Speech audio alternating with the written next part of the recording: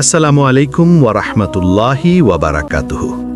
ভাই আমার, বোন আমার, তুমি যেখানেই আছো, যত কষ্টের মধ্যেই থাকো না কেন, এই গল্পটা তোমার জন্যই।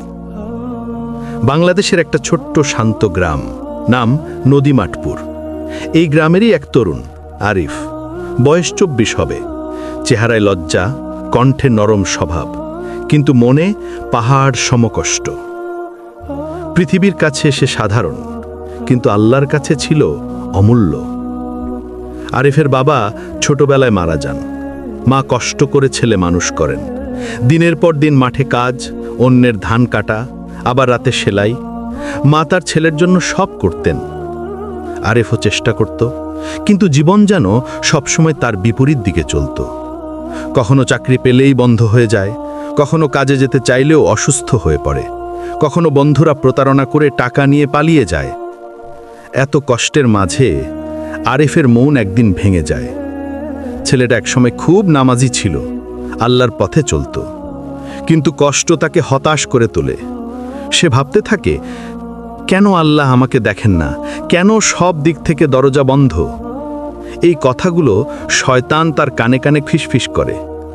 একদিন সন্ধ্যায় মাগরিবের আগে সে নদীর ধারে বসেছিল। আকাশ লাল হয়ে গেছে, বাতাসে ধানের গন্ধ, দূরে আজানের ধ্বনি ভেসে আসছে, কিন্তু আরিফের মনে তখনও অন্ধকার। সে তাকিয়েছিল দূরের নদীর দিকে। তার চোখে পানি এসে গেল। মনে হলো জীবনটাকে আর টেনে নেওয়ার শক্তি নেই। হতে পারে আল্লাহ আমাকে চায় না, আমাকে ভুলে গেছেন, সে মনে মনে বলল। ঠিক তখনই গ্রামের এক বুড়ো হাজী সাহেব, নাম হাসান আলী, পিছু থেকে বললেন, বাবা, আল্লাহ কাউকে ভুলে যান না, কেবল মানুষই নিজের রাস্তা ভুলে যায়। আরিফ তাকিয়ে দেখে বুড়ো মানুষটি দাঁড়িয়ে আছেন, দয়াময় চোখ, লাঠি হাতে, হালকা হাসি মুখে। হাজী সাহেব বললেন, একটা কথা শিখে নাও বাবা, যে আল্লাহর পথে শান্তি খোঁজে, আল্লাহ তার দুনিয়াও সহজ করে দেন। আরিফের চোখ ভিজে গেল। কিন্তু আমার দুনিয়া তো খুব কঠিন, আরিফ আস্তে বলল। হাজী সাহেব কাছে এসে বসে বললেন, দুনিয়া কঠিন নয়, কঠিন হলো মানুষের হৃদয়ে। যেদিন তুমি আল্লাহকে সত্যিকারভাবে ডাকবে, তোমার দুনিয়া নরম হয়ে যাবে পানির মতো। সেদিনের কথা আরিফের মনে গেঁথে যায়।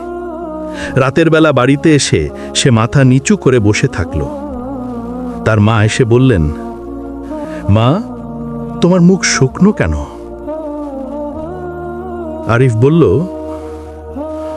মা, আমি কি আল্লাহর কাছে ফিরে যেতে দেরি করে ফেলেছি? মা চোখে পানি নিয়ে বললেন, বাবা, কখনো না।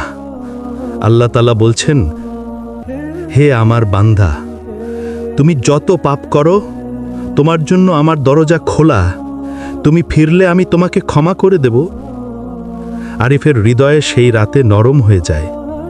সেদিন রাতে সে বহুদিন পর চাদর বিছিয়ে মাথায় টুপি পরে শান্তভাবে দাঁড়ালো। ঈশার নামাজ পড়ল, রুকুতে গিয়ে চোখের পানি পড়ল। সেজদায় মাথা রেখে সে কান্না করে বলল, আল্লাহ, আমি ক্লান্ত, আমি ভুল করেছি, তুমি আমাকে তোমার পথে ফিরিয়ে নাও। সেই রাতে তার সেজদা যেন তার বুকে জমে থাকা সব কষ্ট গলিয়ে দিল। পরদিন সকালে আরিফের মুখে একরকম শান্তি দেখা গেল। দুনিয়ার অভাব ছিল, তবুও হৃদয়ে এক অদ্ভুত শক্তি। সে ঠিক করল, আজ থেকে আল্লাহর বিধানকে আঁকড়ে ধরবে। 5 ওয়াক্ত নামাজ, সকালে কোরআন থেকে 2 পৃষ্ঠা, বিকেলে মাকে সাহায্য। কারো সাথে অভদ্রতা নয়, কারো ক্ষতি নয়, আর এক টুকরো তাহাজ্জুদ। এই নিয়ম সে নিজের জীবনে ঢুকিয়ে নিল। প্রথম দিনে কিছুই বদলালো না, দ্বিতীয় দিনেও নয়, 1 সপ্তাহেও না, কিন্তু তার হৃদয় বদলাতে শুরু করল। মনে সেই চাপা বেদনা নেই, আগের মতো হতাশা নেই, চোখে একটু একটু করে শান্তি। একদিন সে গোসল করতে নদীতে গেল। পানি ঠান্ডা, বাতাস নম্র। সে পানিতে পা ডুবিয়ে আকাশের দিকে তাকালো। মনে হলো কেউ তাকে বলছে, যে আমার পথে ফিরে আসে আমি তার জীবন সহজ করে দেই। তার বুক কেঁপে উঠল। আরিফ ধীরে ধীরে বদলাচ্ছিল, তার কথা, আচরণ, মন, সব কিছু। একদিন গ্রামের একজন লোক এসে তার কাছে বললেন, শুনেছি তুমি ভালো আচরণ করো, সৎ মানুষ। আমার দোকানে একজন দরকার, এসে কাজ করবে? এবার আরিফ চমকে গেল, কারণ বহুদিন ধরে সে চাকরি খুঁজছিল, কিন্তু কোথাও সুযোগ পাচ্ছিল না। সে ভাবল, এটাই কি আল্লাহর রহমত? দোকানে সে কাজ শুরু করল। সৎভাবে, সত্য কথা বলে, হেসে গ্রাহকদের সাথে কথা বলতো। 2 মাস পর দোকানের মালিক তাকে বললেন, তোমার আচরণ দেখে সবাই খুশি, চাও তো তুমি দোকানের শাখা ম্যানেজার হয়ে যাও? আরিফের চোখে পানি চলে এলো। এবার সে নিশ্চিত হলো, যে আল্লাহর পথে শান্তি খোঁজে, আল্লাহ তার দুনিয়া সহজ করে দেন।